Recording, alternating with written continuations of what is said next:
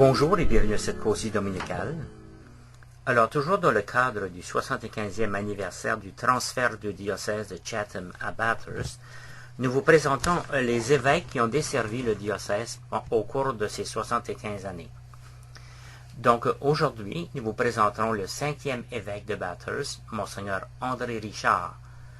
Et Monseigneur André Richard, que vous connaissez probablement, puisqu'il était là il n'y a pas si longtemps, il y a environ 11 ans, qui a quitté le diocèse pour devenir archevêque de Moncton. Alors, Monseigneur Richard était membre de la congrégation des Pères de Sainte-Croix, et il est né à Saint-Ignace, dans le comté de Kent, le 30 juin 1937. Il était le fils de Olivier Richard et de Eva Babineau. Alors, il fit ses études primaires à Saint-Ignace, et ensuite, il s'est dirigé vers l'université Saint-Joseph de Memramcook pour faire ce qu'on appelait à ce moment-là le cours classique. Alors, c'est en 1958 qu'il entra au noviciat des Pères de Sainte-Croix à Montréal. Et de 59 à 63, il a fait ses études en théologie à Rome. Il a été ordonné prêtre à Rome le 17 février 1963. Alors, dès son retour au Canada, il est nommé professeur à l'Université Saint-Joseph, à Memramcook comme de raison.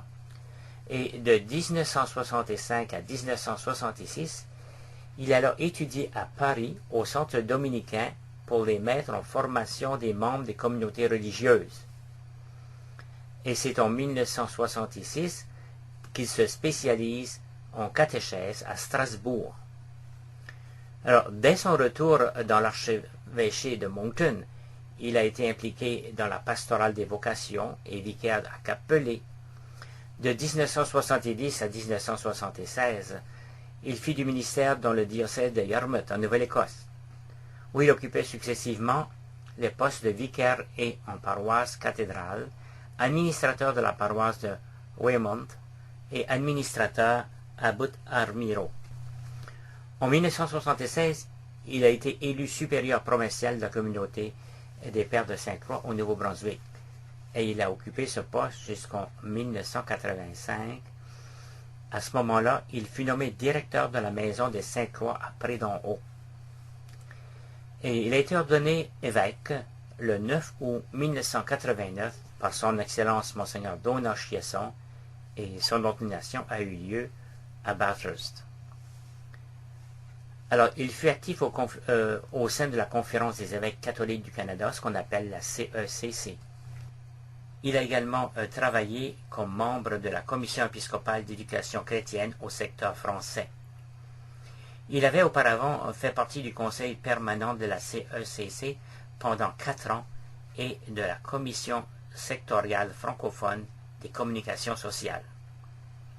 Alors, en 1999, il a agi comme président du Comité national pour la préparation du Grand Jubilé de l'an 2000. Et de 1998 à 2000, il fut président de l'Assemblée des évêques de l'Atlantique. Le 17 mars 2002, le pape Jean-Paul II le nommait archevêque du diocèse de Moncton, où il sera intronisé le 14 mai.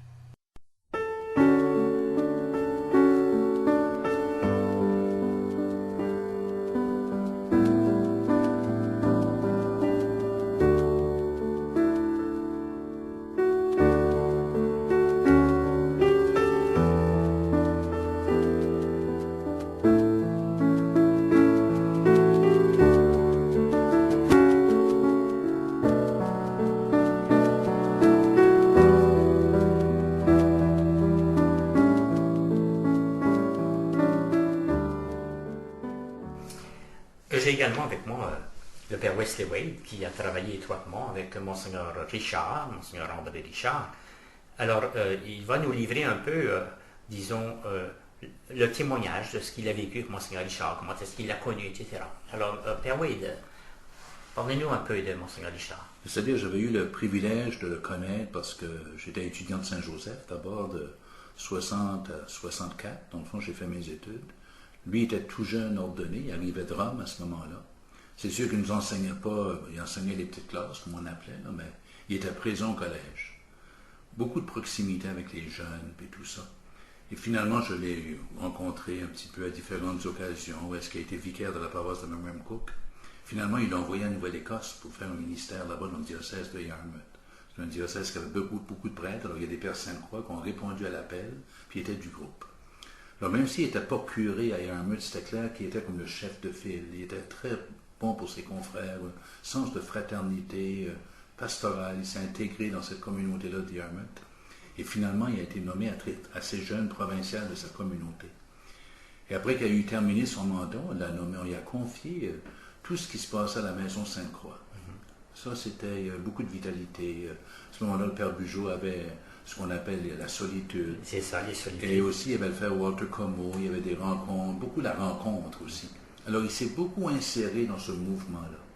Et lorsqu'il a été nommé évêque de Bathurst, d'ailleurs, c'est précisément dans cette maison qu'il travaillait. Alors, j'avais été à même déjà de le connaître, j'avais déjà vécu la rencontre. Alors, je savais que c'était un homme simple et donné. C'est sûr que ça a été une surprise, certainement, pour lui, de sortir de son milieu, un prêtre de communauté. Il n'avait jamais été curé non plus, dans un sens. À un moment donné, d'être projeté, une succession difficile aussi. Parce qu'on avait eu Monseigneur Arsène Richard, qui avait été comme un clin d'œil, comme un Jean-Paul Ier. Comme un sourire. Un sourire du Seigneur dans la communauté. Oui. Il y avait tellement de projets, tellement d'enthousiasme, une vitalité, il voulait vivre, tout ça. Alors, c'était une succession très pénible, difficile, je dirais. Un petit peu comme Benoît XVI succédant à Jean-Paul II. Hein. Dans le fond, il y a des successions qui sont difficiles. Alors, il faut placer ça dans son contexte. Mais il est venu avec ce qu'il était, en toute simplicité. Ses homélies, c'était jamais long, mais c'était à point. C'est ça. Très bilingue aussi. Alors, il s'est inséré graduellement. Une grande simplicité d'homme. On le voyait marcher sur les rues. Les gens me disaient ça avec son petit jacket, sans prétention, mais fidèle à sa marche. Il arrêtait de voir des voisins, des fois sur la rue King, mes paroissiens me disaient ça, on a vu Monseigneur Richard, il arrêtait sur la galerie. Moi j'étais curé à Mont-Carmel, puis souvent il prenait une marche jusqu'à là-bas, dans le fond il s'assoyait en avant. Beaucoup de simplicité avec nous, de fraternité. C'est sûr que c'est toujours un défi d'être évêque, hein, parce que tu réponds à des besoins, ta personnalité, des fois tu vas moins bien avec certaines personnes, certaines situations. Il a vécu des situations difficiles au niveau linguistique de Mont-Carmel. Ça n'a pas été facile. Effectivement. Des grosses décisions. Tout ce qu'il a trouvé de tracadie avec le centre de loisirs, on s'en souvient. Il ne voulait pas que ça tombe sur les communiqués économiques. C'est lui-même qui a fait face aux médias. Ce n'était pas une situation facile. Alors, il y a des situations toujours dans l'épiscopat, faciles, moins... Mais ce que... Moi, je n'étais pas vicaire général, c'était à Zoël, mais j'étais beaucoup sur les conseils toujours, comme consulteur, conseil presbytéral. Il y avait une simplicité d'approche avec nous. Puis ensuite de ça, c'est un homme qui écoutait aussi. Puis à ce moment-là, il travaillait beaucoup avec toi, la sœur Paul aussi, la sœur Hectorine, il y avait comme un conseil épiscopal. Alors, il consultait beaucoup. On avait à ce moment-là un conseil diocésain pastoral aussi. Alors, ça, il y tenait. Moi, j'étais membre de ce conseil-là. Puis c'est intéressant parce que dans le fond, c'était représentatif de nos conseils régionaux de pastoral. Exactement. Alors ça faisait le lien. Hein. Et ça faisait une vue d'ensemble du diocèse. Du diocèse, parce que dans ce sens, on entendait de ces gens-là qu'est-ce qui se passait dans les régions. C'est ça. Et eux autres, après ça, qui pouvaient aller dans le conseil, c'était le va et le vient, dans le fond. Et pour l'évêque, c'était important. Alors, on avait une belle fraternité. Alors, c'était des moments importants dans ce sens-là. Au niveau du conseil presbytéral, des consulteurs aussi.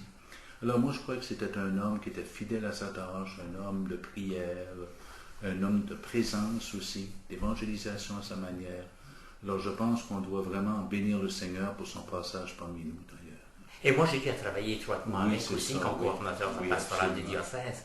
Et ce que je retiens de Monseigneur Richard, c'est que d'abord c'est un homme calme. Oui, absolument. Okay. Absolument. Et je ne l'ai jamais vu fâché ou semblé irrité. Jamais. Je lui présentais des projets, par exemple, je dis, Monseigneur, ça serait bon qu'on ait un site web. Oui, vas-y de l'avant. Bon.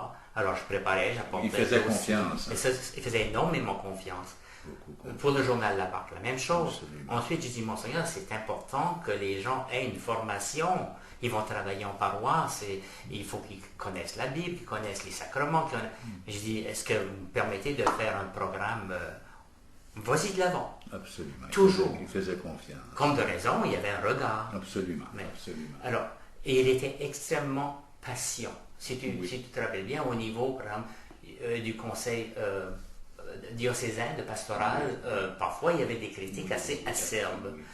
Et jamais Monseigneur ne répondait d'une façon agressive, il écoutait calmement, et là il disait ce qu'il avait à dire sans précipitation.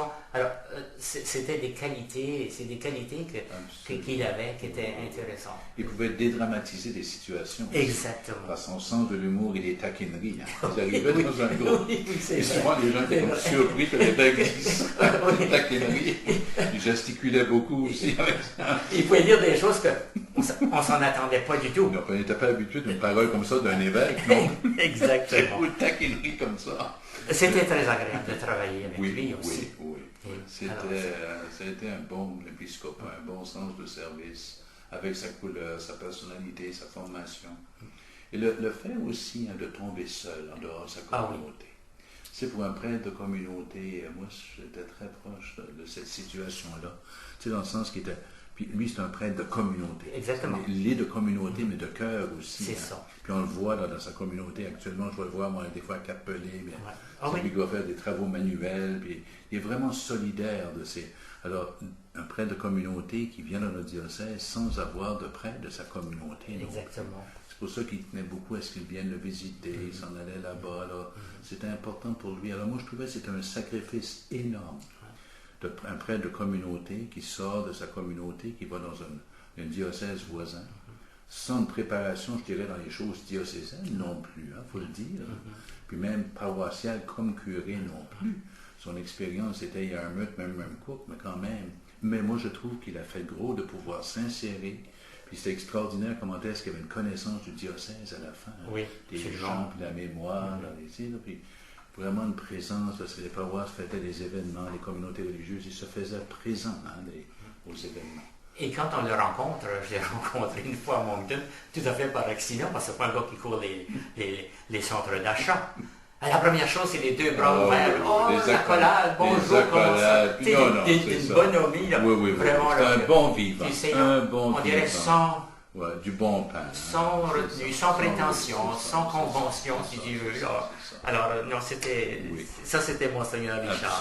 Absolument. Oui, c'est ça, absolument. C'est un personnage. Un personnage. Parce que quand il a été intronisé à la Comarchevêque, moi, je l'observais en arrière, il était avec le délégué apostolique, ils étaient en train de préparer, et lui faisait le bail à tout le monde autour de lui.